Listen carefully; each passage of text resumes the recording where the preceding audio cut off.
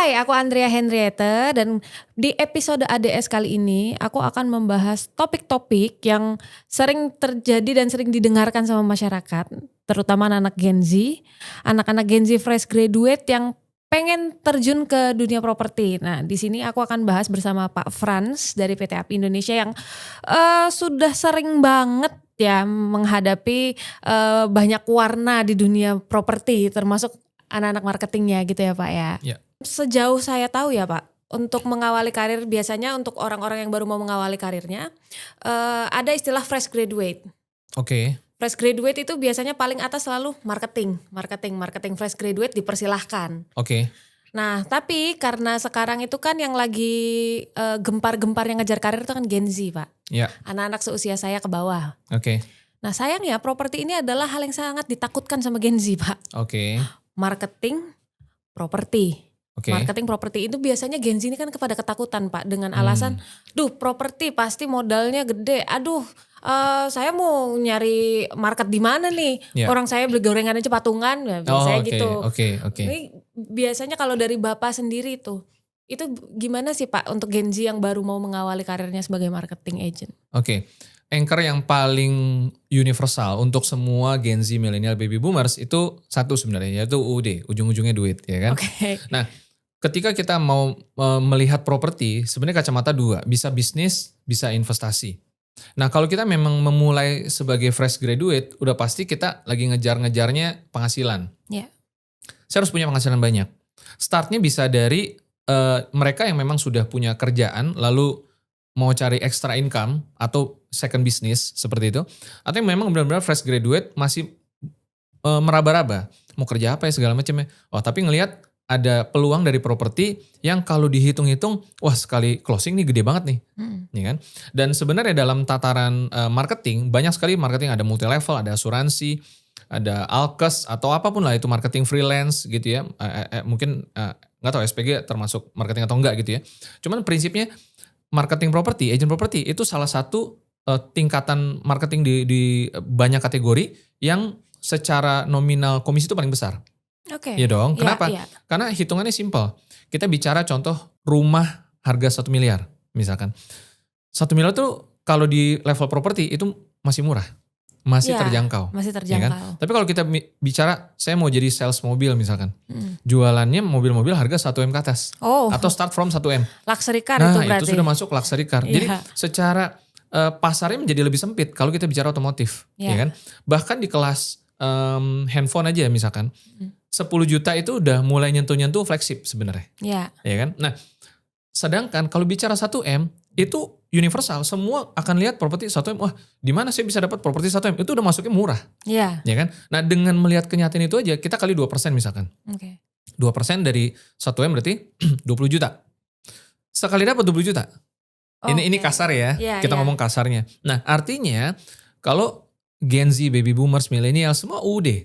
Ya. Ya kan? Ketika hitung-hitungannya dapat, lalu dia akan wah ini worth to try nih. Ini saya kalau saya komitmen investasi, ini gepokan nih. Bahkan simpelnya ketika saya berpikir saya nggak harus closing setiap bulan kok. 2 bulan sekali aja masih 20 juta, masih bisa hidup makan. Ya kan? Iya, masih Sebulan, aman 2 bulan, ya. 3 bulan gitu loh. Iya. Gak perlu yang setiap bulan kita closing sebenarnya. Nah, itu yang membuat sebenarnya properti menarik. Ya kan? Nah, cuman memang fresh graduate ini kan perlu melihat juga lebih dalam. Apa sih yang harus saya bayar? Untuk saya bisa mendapatkan komisi 20 juta itu. Atau bahkan lebih. Nah, kalau di agent properti Indonesia kebetulan udah cukup banyak. Closingan-closingan yang sekali closing satu aset. Komisinya si marketing 60 juta. Wow. Ada yang 100 juta. Itu kan menggiurkan sekali untuk fresh graduate, Pak. Oh, udah pasti. Dan penghasilan tersebut tidak dibatasi umur sebenarnya. Oh. Iya kan? Maksudnya nggak dibatasi umur gini. Yang tadi saya sebutkan adalah agent-agent API yang memang sudah portofolionya eksis ya. Jualan ini, jualan itu. Dan itu bisa juga dilakukan oleh fresh graduate kan sebenarnya. Asalkan fresh graduate ini melihat bisnis properti ini sebagai sesuatu yang harus diseriusin. Oke. Iya dong. Iya. Karena sebenarnya pertimbangannya gini, kita sekarang udah tahu hitung-hitungannya. 60 juta tuh gede loh. Bahkan di level 20 juta closing 2 bulan sekali aja juga masih gede. Iya. Ya kan? Nah, karena nilainya besar, harusnya kita berpikir ini bukan sebagai ini mungkin saya agak nyenggol dikit teman-teman agent yang awal masuk motivasinya, ya saya buat konversi waktu luang saya. Oh, sampingan. Sampingan, ya kan, Oke. bahasa gitu kan. Iya. Ini buat kerjaan sampingan. Ya ini jadi kayak kayak nggak profesional gitu, kayak kurang gitu. Iya. Kayak cuman ngelirik setengah mata. Padahal ya mungkin saya termasuk orang yang suka beli somai ya. Kadang-kadang ada somai keliling ke depan rumah, saya panggil beli sama beliau kan. Nah, saya bilang tukang somai aja serius jualan. Ya kan? Ya. Mungkin penghasilannya tidak sebesar agen properti, mungkin. Kecuali dia mungkin bos somainya mungkin ya. Gitu. Nah, tapi konsisten. Nah, bayangkan kalau kita bisa punya penghasilan sebesar itu di properti, kita berarti kan harus serius dong. Iya. Ya kan? Mungkin gak harus full time bagi yang belum bisa full time. Iya. Tapi minimal saya selalu bilang kita harus full heart. Sepenuh hati. Kita harus bisa beradaptasi dengan syarat dan ketentuannya apa sih supaya sukses. Iya. Kalau kita Gen Z ke loker misalkan. Iya. Dia bawa CV segala macam. Setiap perusahaan pun punya kriterianya. Saya mencari yang begini. Requirement-nya. Ya kan? Nah di properti walaupun semua orang bisa jadi agent. Semua berhak jadi agent, tapi kalau mau sukses juga butuh requirement gitu. Oke. Nah, di sini kan yang paling saya fokus ini kan fresh graduate ke agent property. Ya. Nah, sejauh yang saya tahu marketing itu kan tidak jauh-jauh dari skill negosiasi. Betul. Skill negosiasi, terus mereka harus membangun relasi sama klien atau customer gitu kan Pak. Nah, sementara kalau fresh graduate ini kan ya bisa dibilang dia ibarat kata baru mau nyemplung nih Pak, baru mau terjun nih. Pasti mereka akan melihat itu sebagai hal yang awam. Nah, banyak sekali fresh graduate yang memutuskan jadi marketing, bubar di tengah jalannya itu sebenarnya bukan karena mereka tidak bisa bernegosiasi, tapi karena negosiasinya kadang-kadang alot, susah. Apalagi kan balik lagi 1M itu murah, tapi mungkin untuk Gen Z yang fresh graduate itu 1M itu mungkin udah besar sekali kan. Betul. Dan nyari di mana nih orang yang mau beli, mau ngeluarin duit 1M kayak gitu. Nah, menurut Pak Frans sendiri yang sudah lumayan lama ya Pak di dunia properti ini, untuk fresh graduate itu apa-apa aja sih Pak yang harus mereka punya supaya mereka bisa menghadapi klien-klien seperti itu walaupun mereka mungkin dari segi background ini masih kurang Mbak. Betul. Nah itulah makanya kita juga bikin agent development series ini sebenarnya. Oke. Jadi untuk membantu agent-agent API yang udah join atau yang mau baru akan join gitu ya, agar mereka punya kompas. Oke. Ya kan, tahu nih gimana. Atau buat mereka yang memang masih di luaran sana, ini memang sekalian kampanye juga, ya kan. Nomor satu yang terpenting sebenarnya Gen Z atau mereka yang memang mau join pertama kali itu mindset sebenarnya.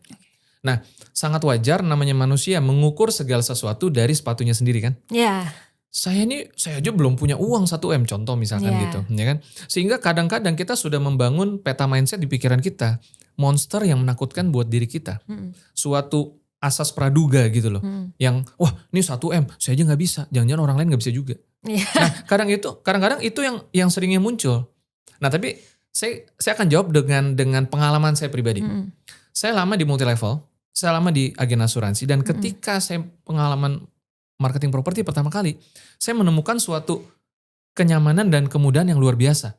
Berbeda dengan waktu saya di multi level dan di asuransi. Tahu gak apa? Kenapa? Waktu itu kebetulan sewa. Tapi sebenarnya sewa sama jualan tuh sama. Oke. Gini, properti itu jauh lebih mudah dari yang kita bayangkan. Termasuk Gen Z mungkin yang memang baru masih takut-takut gitu ya. Iya. Kenapa? Karena ada unsur yang namanya kebutuhan di situ. Oh ya, kebutuhan utama ya kalau bisa dibilang properti ini. Betul. Yang saya definisikan sebagai kebutuhan gini. Misalkan ada, kita punya listing. Aset harga 1M tadi. Gitu ya. Dan apalagi kalau kita tahu aset itu, rumah itu, ruko atau apapun itu, ada di wilayah yang cukup strategis, ya kan, dengan populasi yang cukup padat dan masuk dalam kategori ini aset murah nih, ya kan. Nah, ketika ada dua situasi, anggap aja kita sekarang bicara situasi yang kita udah ketemu sama calon customer kita, ya kan. Nah, mungkin dalam pikirannya agent baru ini bisa nggak ya, gimana sih kan belum punya skill di diplomasi dan lain sebagainya gitu ya. Nah, tapi yang menarik dari properti adalah barangnya berbicara. Maksudnya gimana? Barangnya berbicara. Jadi kalau kita misalkan jualan asuransi atau jualan mobil mewah, yang kalau mobil itu kan bisa dipandang sebagai barang yang ada nilai kebutuhan juga, tapi biasanya kalau udah level atas, prestisius. Iya, ya kan? benar, Gengsi dan sosial lifestyle. lifestyle segala macam. Nah kadang-kadang seringnya si sales ini yang hebat adalah dia bisa mengarahkan ke arah sana. Hmm, Itu butuh jam terbang biasanya. ya, Nah tapi kalau kita balik lagi bicara properti, antara lifestyle sama need kebutuhan itu desakannya sangat besar ya, gitu. Nah sehingga ketika kita udah punya barang dan anggaplah saat ini situasinya adalah kita udah ketemu sama si calon prospek atau customer. hmm, Barang itu berbicara lebih kuat, lebih kencang daripada agennya sebenarnya. Karena barangnya jelas, oh ya, kelihatan, ya, ya kan? Dan kebutuhan itu ada di posisi customer. ya, Dan semua customer yang datang, entah itu dari iklan atau ketemu dan sebagainya. Contoh, saya ambil misalkan Ancol misalkan. Ada rumah di Ancol, kita lagi jualan harga 1M aja misalkan. Dan kita tahu itu kategori murah, lalu pas kebetulan kita interaksi sama orang yang dia bilang, oh ini kebetulan saya lagi cari rumah di sini nih. hmm, Kamu ada barang apa? Oh lumayan ya, saya coba mau lihat deh. hmm, Gitu kan. Dari interaksi-interaksi itu, agent baru juga akan mulai bisa merasakan dengan cepat, oh iya ya barang berbicara. hmm, Tanpa saya perlu menceritakan panjang kali lebar, kebutuhan dengan barangnya itu ketemu. ya, Cuman tetap perlu skill. hmm, Ya kan? Bagaimana menempatkan diri, bagaimana menjawab memberikan handling objection, kapan waktunya follow up, itu ada tekniknya, itu ada skill-skillnya yang kita perlu tahu. Bagaimana kita menciptakan database customer dan lain sebagainya. Nggak bisa tuntutan dari si agent itu mau gampangnya aja. Nah kadang-kadang itu juga salah juga. Itu karena properti mudah, apalagi murah. Makin murah makin mudah kan kira-kira Ya. gitu kan. Terus dia sodorin, lalu customer lihat, lalu dia berharap udah ntar juga closing. Nggak bisa gitu juga. Nggak bisa anggap remeh gitu juga. Poinnya adalah teman-teman yang baru mau join, wajar lumrah kalau awalnya takut, ya, ya kan?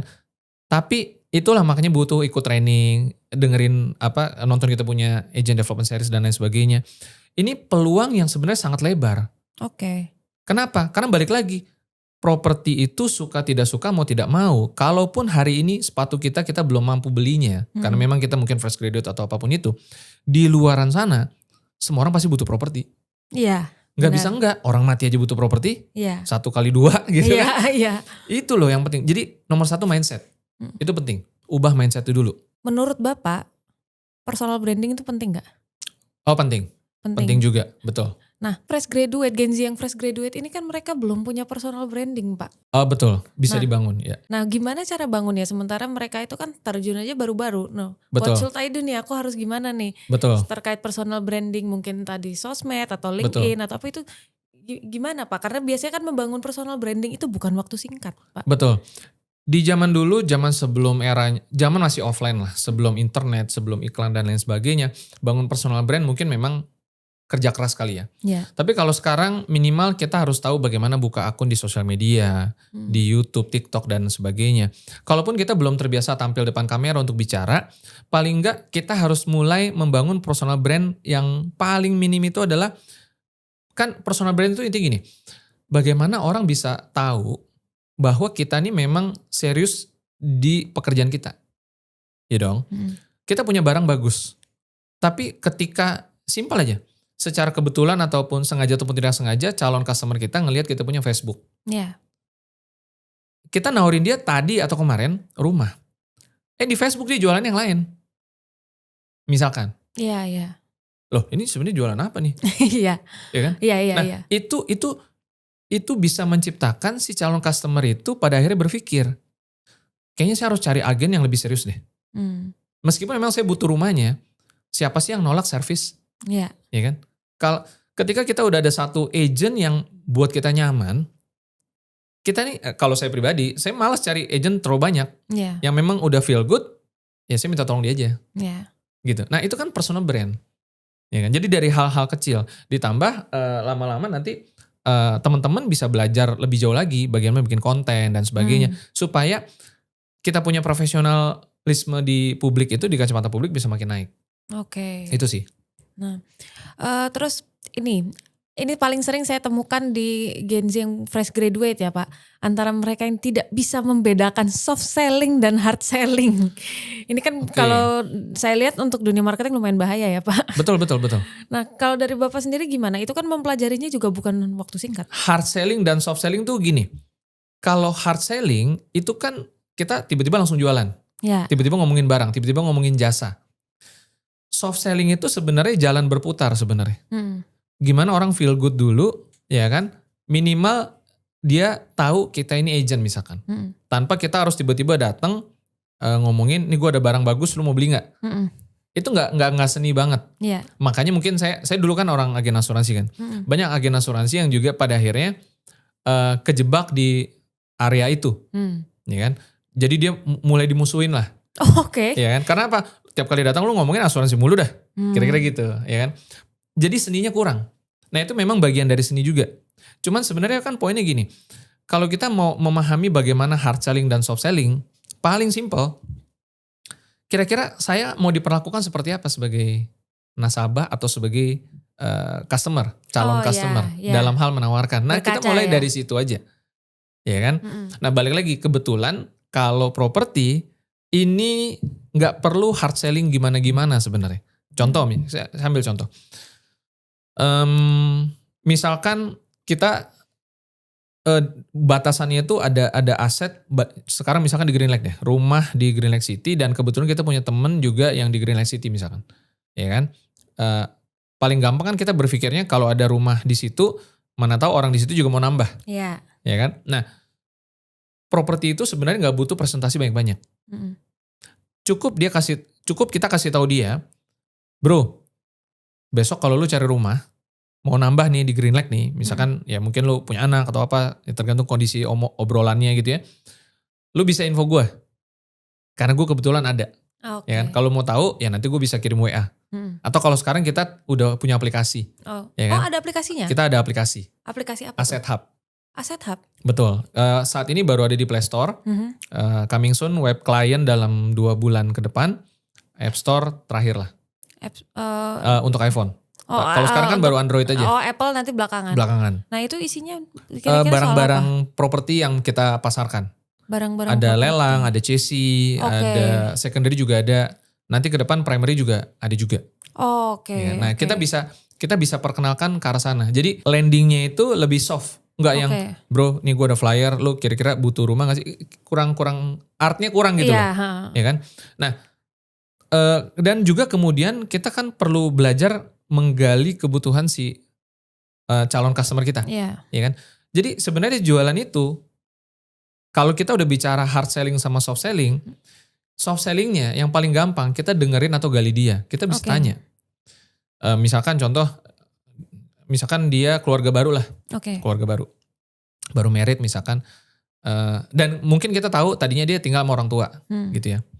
Nah pada saat suatu pertemuan WA atau telepon atau lagi di kafe ketemu, kita bisa nanya, bro lu udah ada rencana kemana? Atau masih rencananya mau masih tetap stay di rumah yang kemarin? Lalu kita kan kemarin, lu kan baru married lah kira-kira gitu ya kan. Nah dari situ kita bisa dapat insight ya kan. Nah ketika dia, ini gue lagi lihat-lihat rumah nih gini-gini, oh gitu ya. Oh kalau lu memang kebetulan lagi cari rumah, gue tahu nih ada aset yang lagi dipasarin. Jadi bisa juga ngomong gak langsung, kebetulan gue agent. Gak harus gitu juga bisa. Jadi tergantung situasi kondisinya, bagaimana lawan bicara kita. Selalu dibalik lah, kita kan juga mau kalau di tempat dia feel good, nggak jualan keras banget sih, ya kan? Yang di Uber ya. Betul. Nah itu tipis-tipis tapi konsisten, lama-lama dia yang akan nembak kita kan. Oh lu sekarang ini ya properti. Oh iya gue kebetulan emang sekarang lagi fokus di properti juga ya. Ya nggak apa-apa, nanti kalau lu ada kebutuhan lu bisa info gue gini. Jadi enaknya properti itu adalah nggak butuh presentasi khusus. Iya, barang berbicara itu barang tadi ya. Berbicara. Coba bayangin kalau asuransi, ini saya nggak lagi ini asuransi gitu ya, karena saya dulu asuransi juga. Cuman memang ada jasa, ada produk yang kita tuh harus presentasi dulu. Benar. Baru need-nya kebangun, baru antusiasnya jalan. Iya benar. Tapi kalau properti, mungkin ada sisi lifestyle juga ada, tapi need lebih besar daripada lifestyle. Iya. Mau itu komersil, residensial, hunian dan lain sebagainya. Nah mungkin saya mau senggol dikit yang kemarin, ini sekarang lagi rame nih. Panji. Saya dengar tuh kemarin nyenggol-nyenggol properti juga kayaknya. Betul. Dia bilang, wah gak boleh nih, pemerintah harusnya masuk. Ya kan, properti gak boleh mahal katanya gitu kan. Saya gak setuju. Oh kenapa menurut gitu? Keyakinan saya. Jadi gini, properti itu banyak, sebenarnya kayak barang apapun, kita bicara beli gelas. Gelas kan ada yang murah, ada yang mahal. Iya. Wajar nggak? Wajar. Dong. Properti itu barang. Ada yang mahal, ada yang murah, wajar. Iya. Jadi nggak bisa dipukul rata, semua harus murah. Yang murah udah tersedia kok, rumah tapak misalkan, rumah subsidi misalkan, Iya. ya kan? Atau kalau memang mau beli rumah bagus tapi murah, datang ke Agent Property Indonesia, benar nggak? Oke. Iya dong. Oke. Kita ada barang lelang, Iya, ada iya. barang cesi. Iya, Ya iya. mungkin Panji belum tahu. Ya. Oke. Besok boleh dari New York boleh kontak kita. Oke. Ya, jadi maksudnya nggak bisa dihindari properti itu harganya naik. Iya. Mau digoreng ataupun enggak, itu barang pasti naik. Satu karena apa? Karena scarcity atau kelangkaan. Tanah kan nggak bisa dibuat. Iya. Ya kan, makanya Elon Musk lagi mau coba garap planet Mars, mungkin dia mau bikin rumah di sana. Oke. Ya kan? Nah, satu kelangkaan. Yang kedua adalah memang segmented. Iya. Contoh kemarin sempat kasus yang lagi rame waktu PIK 2 yang yang pagar laut atau apa itu. Oh iya Sempat iya ya. saya sempat dengar. Nah, waktu itu saya lagi di mobil dan berulang kali radio itu memutarkan story lah, narasi tentang bosnya PIK 2, ya kan? Oke. Yang intinya gini, dia kan memang bangun aset untuk segmen tertentu. Iya. Yang harus bagus, fasilitas dan sebagainya. Iya. Ya nggak bakalan murah. Iya. Make sense. Iya. Ya kan? Jadi dan kecepatan pertumbuhan nilai setiap properti itu berbeda-beda tergantung lokasi, populasi, wilayah dan sebagainya. Jadi udah pasti pemerintah nggak boleh ikut campur di sana. Iya. Memang ada segmen-segmennya. Iya. Dan balik lagi pinter-pinternya kita kayak kita investasi di saham misalkan. Iya. Ya kan? Oh saham bagus, kalau gitu beli saham apapun gue pasti untung. Enggak juga. Iya. Itu suatu kebodohan gitu. Ya kan? Iya benar. Properti juga sama. Nggak bisa dipukul rata. Heeh. Gitu. Nah itu ya buat Panji. Oke. Mungkin kalau dari situ yang saya tangkap itu mungkin kan dia bilang properti itu harus murah. Murahnya seberapa dulu? Betul. Mungkin kalau mereka minta murahnya 100 juta ya nangis kita kan betul, gitu ya. Betul. Ada satu hal lagi yang paling sering saya dengarkan keluhan-keluhannya itu menghadapi penolakan klien. Menghadapi penolakan klien, oke. Ya, biasanya ada dari mereka itu yang sebenarnya mereka tahu yang namanya marketing itu pasti ada yang tertarik dan ada yang tidak. Betul. Nah mungkin awalnya tertarik balik lagi karena tidak bisa membedakan hard selling dan soft selling. Nah biasanya kan Gen Z itu sering kita identikkan dengan istilah baperan, Pak. Oh, baperan. Iya. Baperan, aduh Iya. baru ditolak satu kali udah aduh ini emang susah, ini kan soalnya barang mahal, barang ini. Nah berarti kan itu tidak lepas dari memang skill pemasaran dan skill negosiasi. Nah kalau mereka yang fresh graduate, mereka harus mulai belajarnya dari mana, Pak? Oke. Ini sebenarnya masih satu jawaban dengan yang tadi yaitu soal mindset ya. Bahwa ketika kita menghadapi penolakan, mari kita ubah sudut pandangnya. Penolakan itu nggak lebih dari proses sebenarnya. Sekarang bayangin, kita punya satu listing, ya kan? Kita mau tawarin ke berapa prospek misalkan, 10. Satu listing ini hanya boleh terjual sama satu prospek dong. Iya. Ya kan? Nah, hanya saja kita nggak tahu persis apakah si nomor 1, nomor 2, nomor 3, nomor 4, nomor 5 dan seterusnya. Iya. Nah, bisa jadi itu di nomor 7, tapi masalahnya kita nggak tahu itu di nomor 7. Ya kan? Nah, berarti nomor 1 sampai 6 apa? Penolakan. Oke. Dan sebenarnya tidak semuanya itu penolakan. Ada yang sifatnya memang keberatan. Kan ada 2 tuh. Rejection sama objection. Kadang-kadang kita suka keliru melihatnya. Nah, tapi apapun itu, kita juga perlu melihat, makanya kalau di Agent Property Indonesia kita bangun sistem. Karena kita percaya bahwa proses itu bagian dari kesuksesan. Contohnya, kita memasarkan rumah aset A misalkan. Dalam prosesnya, kita harus menemukan si nomor 7 yang tadi. Oke. Ya kan? Nah, masalahnya kita nggak tahu kapan, di mana, siapa. Iya. Ya kan? Nah, kalau nggak punya sistemnya, maka untuk menemukan nomor 7 kita harus melewati nomor 1 sampai 6 dan nomor 1 sampai 6 itu bisa lewat sia-sia. Iya. Waktu yang sudah kita usahakan itu menjadi terbuang sia-sia. Kenapa? Karena tidak ada sistem yang bisa menampung si nomor 1 sampai nomor 6 untuk next ronde berikutnya menjadi kesempatan yang bisa di-recycle. Iya dong? Iya. Karena kita harus percaya begini, semua orang pasti butuh properti. Iya. Cuman kita mungkin nggak tahu kapan. Iya, benar. Ya kan? Benar. Nah, agar usaha kita tidak sia-sia, makanya butuh sistem. Nah, itu kalau di API kita sudah sediakan. Oh, ada. Iya, yang Berarti tadi contohnya aplikasi aset HP itu. Berarti bisa dibilang kalau marketing di API ini berarti bukan yang seperti yang ditakutkan anak-anak fresh graduate, Gen Z fresh graduate yang dia harus nyari orang kayak gitu-gitu. cari orang mungkin kita ubah istilahnya dengan bangun network ya. Iya, bangun network Ya kan? itu yang mereka Kita tetap takutin. harus bangun network dong, ya kan? Tapi ada sistem support yang meningkatkan nilai produktivitasnya si marketing. Oke. Sehingga marketing ini benar-benar fokusnya adalah secepatnya belajar dan mengadaptasikan apa yang dia sudah pelajari dalam Oke. praktek menuju proses closingnya itu sendiri. Mm-mm. Nah, jadi kita garis bawahi, penolakan sebenarnya bukan sesuatu yang kita harus takuti, karena itu bagian dari proses. Sama kayak misalkan progress bar, kita download musik 300 megabyte misalkan. Iya. Dari progress 0 ke 100%, itu harus melewati 1 sampai 99. Iya. 100 baru berhasil, Iya. ya kan? Berarti 99 apa? Kegagalan. Iya. Tapi kalau kita mau pandang itu kegagalan ya kita mungkin kecewa. Tapi kalau kita melihat 99 adalah proses, kita nggak kecewa. Oke. Dan ini bukan cuma sekedar strategi menghibur diri ya. Iya. Tapi ini memang begitu. Ya kan? Sama aja kayak misalkan ketika ditanya, namanya bisnis, sebenarnya di dunia ini 99% isinya itu tidak pasti semua. Oke. Ya kan? Dalam hidup kita 99% isi itu nggak pasti semua dong. Mm-mm. Contohnya kayak misalkan orang pengusaha. Dia dalam membangun bisnisnya. Apakah tukang somai lagi deh, balik tukang somai deh. Minimal gini, minimal dia tahu somai saya enak. Iya. Somai saya harga cukup terjangkau. Mm-mm. Dan udah banyak yang ngomong bahwa somai saya enak.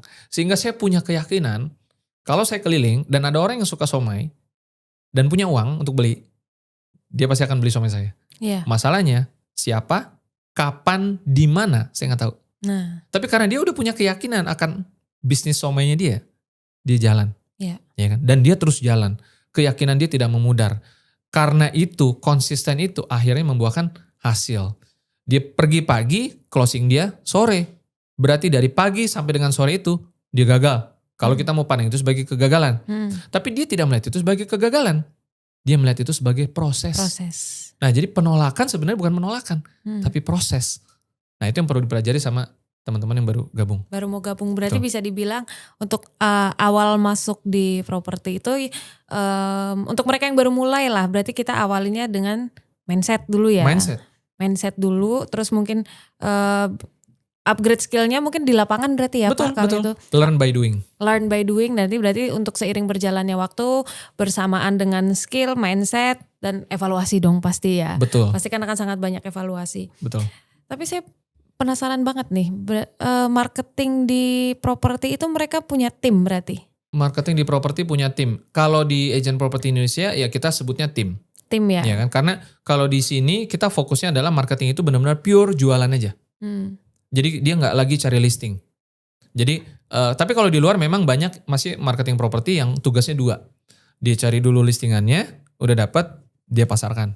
Oh gitu. Betul. Berarti kan dari yang saya tangkap dari semua ini berarti sebenarnya untuk jadi agen properti fresh graduate sangat welcome dong. Sangat welcome. Sangat welcome. Betul. Dengan catatan asal serius. Betul sekali. Dengan catatan kalau misalnya tertolak beberapa kali jangan dilihat sebagai penolakan. Betul. Tapi dilihatnya sebagai proses. Betul. Oke, ini mungkin harusnya berpikiran ini baru masuk, baru belajar, namanya baru belajar, ada miss, ada salah, nggak apa-apa. Betul. Nah, tapi ada juga Gen Z fresh graduate itu yang pernah nih saya dengar langsung nih waktu mereka bicara soal properti, mereka itu kendalanya bangun network itu tadi Pak. Oke. Nah, emang benar ya Pak kalau jadi agent, ya ini saya pakai bahasa kasarnya ya, karena kalau di dunia properti kan saya nggak terlalu tahu. Kalau misalnya saya jadi agent properti, saya marketing nih, emang ya saya harus kalau Gen Z biasa kan mengandalkan sosmed ya Pak, untuk nyari orang. Ini emang bener ya aku harus kesana sini nawarin. Nanti orangnya kalau aku follow up terus dia risih, terus aku diblokir, ntar aku nggak closing. Ini kekhawatiran seperti itu tuh. Cara nge-handle-nya gimana sih kalau Bapak sebagai orang yang udah lama di properti? Iya, caranya salah dan balik lagi ke mindset itu juga salah. Oke. Bahwa dia harus melihatnya bukan saya harus tawarin siapa, bukan. Tapi lakukan yang namanya market analysis. Iya dong. Nah, apapun bisnisnya sebenarnya kita harus memulai itu dari menganalisa. Kalau saya punya rumah atau ruko, kira-kira kemana saya harus jualan, ya kan? Nah, jadi bahkan sebelum kita apa sih definisi jualan itu? Apakah hanya terbatas pada ketika saya mengucap atau melakukan presentasi maka itu saya jualan? Sebenarnya kan enggak. Jualan itu adalah suatu rangkaian proses yang panjang. Mulai dari misalkan, oke, saya punya barang. Rumah. Dan pertama-tama tipsnya adalah kita harus mengetahui selling point daripada barang yang kita jual. Ini berlaku umum, gak cuma rumah. Mau asuransi, mau multi level atau apapun. Selling pointnya apa? Oh kalau rumah, saya udah cukup pede bahwa rumah ini adalah salah satu rumah dengan harga termurah di pasarnya. Oke. Ya kan?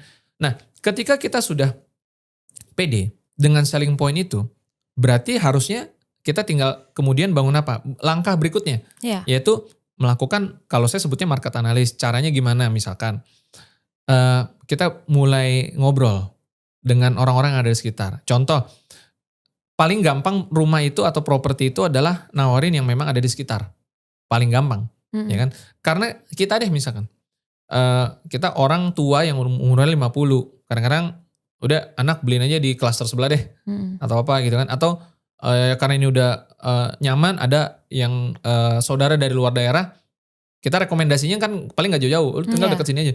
Atau ada kejadian yang gue mau beli rumah karena dekat sama temen.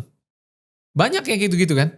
Atau dia memang mau beli rumah karena supaya ngegedein rumah sebelahnya. Jadi rumah gandeng jadi rumah gandeng, digedein. Oh iya. Ya kan? Jadi alasan-alasan orang membeli rumah di radius yang dia kenal. Karena lingkungannya dia udah kenal. Bener gak? Benar. Atau dekat sekolahannya dan sebagainya. Jadi radiusnya tuh di situ.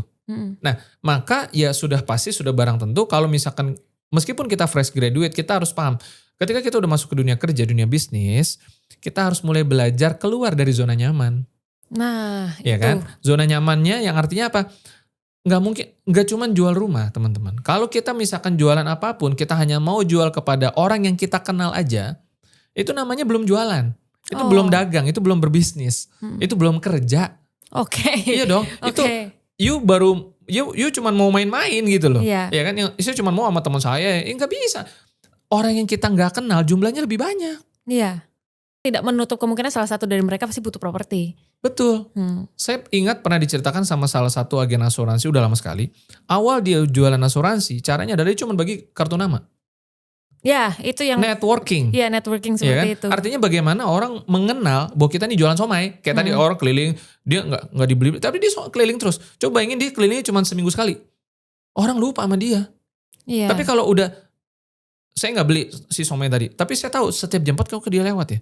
Nah begitu saya mau somai, besok sebelum dia lewat, saya udah nunggu gitu. Iya, Benar iya, nggak? benar. Jadi memahami, nah itu kan butuh proses. Iya. Nikmatilah proses itu. Makanya saya selalu bilang sama teman-teman marketing, yuk kalau masuk udah mutus ini, gue mau ikut multi level, gue mau ikut asuransi, gue mau ikut properti misalkan, dan udah berada di start line, udah masuk, maka jangan menunda, langsung gaspol, langsung gigi 5. Iya. Time management itu penting, gitu. Supaya apa? Karena banyak orang yang kemudian salah lagi di situ. Salahnya begini, saya udah 3 bulan nih nggak closing. Pertanyaannya bukan 3 bulan durasinya kita, bukan durasi kalender real, daily, rutin, tapi kalau kayak main catur tuh ada jam ya. Kalau kita jalan jam itu pencet kan. Kalau kita nggak jalan kan kita nggak pencet jamnya. Ya kan. Nah jadi yang diukur itu adalah jam kerjanya kita udah berapa banyak. Oh. Iya dong, harus begitu dong. Karena kalau kita misalkan cuma ngitung udah 3 bulan lewat nih gue belum closing. Lu tidur juga 3 bulan bakal lewat. Iya dong. Jadi jangan ngitung 3 bulannya gue belum closing. Selama 3 bulan udah berapa jam yang lu pakai. Jadi timbangan kita jangan sampai rusak. Kalau timbangan kita rusak, kita salah mengukur kinerja diri kita sendiri. Nah itu juga salah. Gitu. Berarti sebenarnya tidak semenakutkan itu ya. Kalau misalnya tahu caranya, nah untuk tahu caranya berarti kan kita harus terjun dan belajar. Karena ini kan learning by doing. Gak bisa yang tiba-tiba brok langsung closing. Berarti Bapak sendiri ngelewatin berapa kali gagal closing itu pernah berarti? Oh sudah pasti. Bahkan kan saya sebelum masuk properti dari 2006 saya udah multi level marketing. Oh iya. Jadi benar. penolakan itu buat saya udah gak kenal kata penolakan. Oke. Udah dalam kamus saya udah gak ada nama penolakan. Bukan berarti kemudian kita meniru cara yang salah. Kalau saya mau closingin, saya gak akan pulang sebelum dia join. Gak gitu juga. Itu yang makanya kamu dibenci orang. Iya, itu kan juga ditakutin tuh sama Gen Z fresh graduate. Bukan begitu caranya. Ya mungkin kalau ada yang ngajarin kayak gitu, ya kita boleh berdebat lah. Nah, yang terakhir nih Pak, yang paling penting menurut saya dari ADS ini, menurut Bapak untuk Gen Z fresh graduate yang baru mau masuk, bisa nggak disebutkan secara singkat aja? Berarti apa-apa aja yang mereka perluin untuk terjun di agent properti? Pertama, lakukan perhitungan dengan benar. Miliki motivasi yang tepat. Ya kan? Kenapa kamu mau masuk? Karena ada orang yang mungkin dia ngelihat orang lain sukses lalu dia ikut. Tapi dia salah menghitung motivasinya. Kedua, milikilah mindset yang tepat. Perbaiki itu. Ya kan? Dan ketiga, butuh konsisten, butuh komitmen, butuh bayar harga. Nggak ada makan siang gratis. Kalau Anda mau punya penghasilan 20 juta, 30 juta, 40 juta, ngitungnya sih mah cepet. Iya. Gede nih, ya kan? Pahami, harus berani bayar harga. Di luar aja, di luar properti, kalau you mau dapat 20 juta sebulan, 30 juta, 40 juta, banting tulang, bukan banting keringat lagi. Ya kan? Di sini juga sama. Gitu. Jangan berharap, oh saya punya duit, saya pasang iklan lalu selesai. Iklan itu cuma strategi pasif. Iya. Anda sebagai marketing harus berani yang namanya bangun network. Iya. Bangun brand. Ya. Dikenal orang, peras keringet dulu di awal. Ya, Ya kan benar. sama kayak tukang somai. Masa berharap semua orang langsung beli? Ya, Nggak nggak bisa. Karena iklan itu kan basically dia hanya untuk membangun people awareness. Betul. Hargailah waktu proses itu sebagai bagian dari kesuksesan. Oke. Jadi kita jangan melihat hanya bulan ini saya belum DP ya. Ngelihatnya gini loh. Ketika saya masuk day one, ya kan, belum ada siapapun yang kenal saya. Tapi di hari pertama ada 10 orang yang kenal saya. Bahwa saya adalah agent properti. Itu adalah kesuksesan kecil yang harus kamu hargai. Oke. Ya kan? Apalagi kalau di dalam API berhasil masuk buka akun di aplikasi Asset Hub. Ya kan? Ya. Berarti ini kan jangka panjang. Kalau Ya. dia sudah masuk aplikasi, beda loh dengan kita cuman kenalan sama orang, Andrea, saya agent properti, ini kartu nama saya. Besok mungkin hilang. Ya, benar. Ya kan? Tapi benar. kalau diperkenalkan aplikasi, lalu bikin akun, lalu masuk, ya kecuali dia uninstall ya. Tapi Iya. kan rasanya orang nggak kayak gitu juga gitu loh. Iya. Ya kan? Maka sudah satu langkah keberhasilan. Ya, Tinggal selanjutnya apa follow up. follow up. Ya kan? Bagaimana mengedukasi si customer itu tentang aplikasinya dan seterusnya dan seterusnya. Perbanyaklah customer. Nah, maka di akhir day 30 misalkan, kita bisa lihat, oh day 1 kita cuman 10 misalkan atau 5. Tapi di day 30 ternyata kita udah 30 orang. Ya. Ya kan? Oh belum closing nih, gak apa-apa. Lihat progresnya sudah sampai di mana. Ya kan? Nah itu bagian dari keberhasilan. Jadi kalau kita pintar melakukan apa namanya ya, manajemen perasaan mungkin gitu ya, kelola pikiran dan sebagainya, kita sudah di jalur yang tepat. Maka closing itu sebenarnya bukan sesuatu yang harus dikejar. Closing itu adalah efek samping. Yang harus kita kejar adalah proses dan progres yang benarnya gitu. Kalau saya nggak salah itu mau dalam waktu dekat ini mau ada acara NPL Masterclass. Betul. Berarti betul. bisa dong teman-teman agent yang baru mau belajar datang ke situ untuk untuk learning juga. Itu memang tempat belajar dan sangat bagus banget buat teman-teman ya. Tapi ada catatan pentingnya. Saya sarankan teman-teman agent yang memang mau ikutan ke acara itu wajib undang investor. Oke. Supaya bisa teman-teman dapat akselerasi closing. Oh. Iya dong. Ketika kita belajar, lalu kita menerapkan apa yang kita pelajari, itu udah dua hal yang berbeda. Belajar satu hal, menerapkan yang kita pelajari dua hal. Ya kan? Mentransfer ilmu yang kita pelajari itu lain hal lagi. Nah seringnya kegagalan itu terjadi karena rantai proses yang begitu panjang. Makanya di dalam acara NPL Masterclass, ini bukan sekedar seminar. Ini adalah undangan untuk kamu agent untuk bawa investor. Agar kamu dan investor kamu sama-sama belajar. Dari sumber yang sama. Sumber yang sudah menguasai, yang punya portofolio, yang punya history, yang bukan ngomong teori, tapi praktikal. Sehingga investor kamu akan terinspirasi. Pilihan investor cuma dua. Kesana ketemu peluang, take action. Atau kesana gak dapat peluang, ya dia nothing tulus. Minimal dia dapat informasi, betul gak? Ya, Ketika kita mau investasi, apapun itu saham, reksadana, kripto atau apapun itu, beli sapi termasuk katanya, pertama-tama kita bukan investasi di asetnya, investasi di pengetahuannya. Nah NPL Masterclass adalah kesempatan Anda untuk investasi dengan cara yang murah, yaitu apa? Miliki dulu pengetahuan knowledge-nya. Dan Anda akan juga jadi tahu, baik investor maupun agent, bahwa apakah saya nantinya ketika diajak oleh API di dalam NPL Masterclass ini untuk ikut dalam suatu gerakan ekonomi yang besar, ya, yaitu di recovery credit, saya sudah berada di ekosistem yang tepat atau belum?